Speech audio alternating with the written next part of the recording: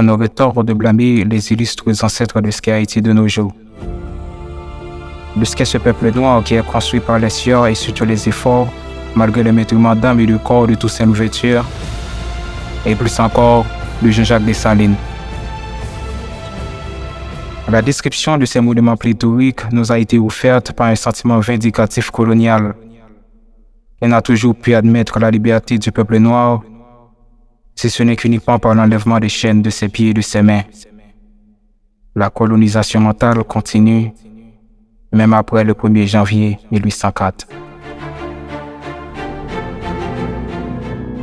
Toussaint Louverture est assassiné le 7 avril 1803 dans les prisons du fort de Joux de Napoléon Bonaparte, en France. Crime duquel il est accusé, croire que les Noirs peuvent administrer un pays. Toussaint Louverture, ou François-Dominique Toussaint, serait né le 20 mai 1743 sur une plantation d'esclavage. Tout chétif et sur lequel on oserait parier le lendemain, d'où le nom qui lui est attribué, Fatra Bâton. Écrasé dès sa naissance par le code noir de Colbert qui l'interdisait tout son être et d'avoir, il a vécu à contre-cœur l'héritage esclavagiste. Mais comprenant la servitude forcée à laquelle sa vie s'attache et celle de l'avenir du pays, il devait s'identifier en tant qu'humain. Mais plus grand encore, en tant que noir.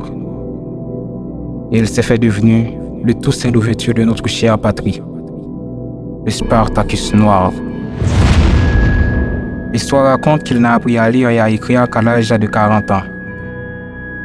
Mais cela ne l'a pas empêché de développer bien avant la philosophie d'une vie libre et organisée, sous les yeux de ses oppresseurs, et de faire naître cet espoir dans le cœur des 500 000 esclaves qui, comme lui, écrasés par le code noir de Colbert.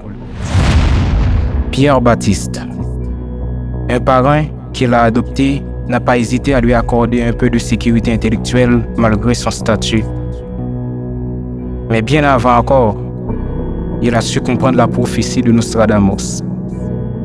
Quelque temps plus tard, pour mieux mener sa quête sur le long terme, il a pris sous son aile Jean-Jacques Dessalines, qui était l'un des 13 esclaves qu'il avait loué de son gendre, Philippe Jasmin Désir.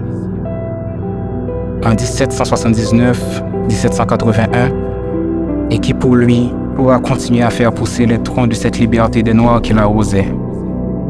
En 1801, il prit le titre de gouverneur général à vie, un geste déplaisant fortement Napoléon Bonaparte qui, par la suite, organisa une expédition militaire sur l'île en février 1802.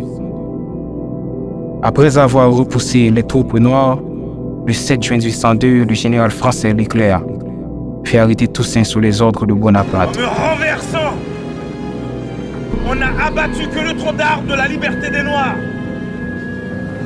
Il repoussera par les racines, car elles sont profondes et nombreuses.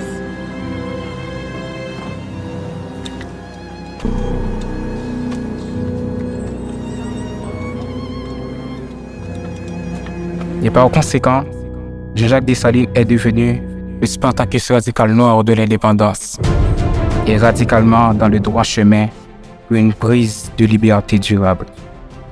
En novembre 1803, après l'arrestation de Toussaint Louverture et sa déportation en France où il meurt, en 1803, Dessalines se révolte de nouveau et prend la tête des troupes insurgées et contraint les Français à évacuer l'île. Le 1er janvier 1804, il proclame l'indépendance et met en place le tout premier gouvernement du pays. En septembre 1804, il rédige une constitution, s'octroie les pleins pouvoirs et devient empereur au Cap-Haïtien. Le 25 février 1805, à la tête de 30 000 hommes, il s'empare de Santiago dans la partie espagnole de l'île. Le 28 mars, il fait retraite vers Haïti et massacre les colons français qui restent dans le pays. Cela fait 5 000 morts. Par la Constitution du 20 mai 1805, il interdit formellement la propriété privée aux personnes d'origine française. Le 17 octobre 1806, Jean-Jacques Dessalines est assassiné. Ensuite, le pays se déchire en deux de l'intérieur. L'État du Nord dirigé par Henri Christophe. L'État du Sud dirigé par Alexandre Pétion. Devenant un pays entre deux tendances gouvernementales complètement contraires, une partie génère et l'autre dégénère. Chacun nous a laissé son héritage et le peuple en souffre. Nous souffrons aujourd'hui encore de l'héritage qui semble au code noir de Colbert.